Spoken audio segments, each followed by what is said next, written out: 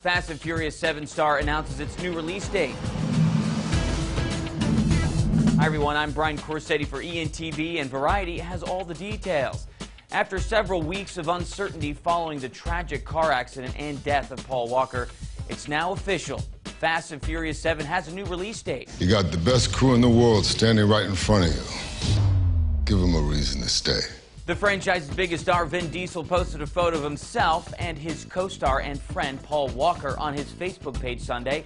He cut right to the chase and said, "The last scene we filmed together, there was a unique sense of completion, of pride we shared in the film we were now completing. The magic captured and in just how far we've come."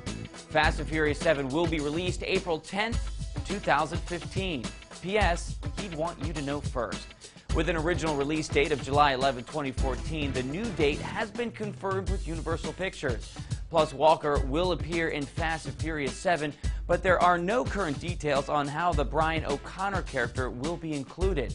There have been weeks of speculation on how this franchise can continue after Walker's death, but Universal has made the decision to move forward. Are you pumped about the Fast and Furious 7's new release date? Sound off in the comments section below.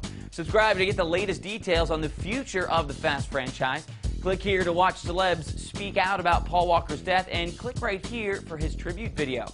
For the latest movie and industry news, check out Variety.com and stay tuned to ENTV for all your entertainment news.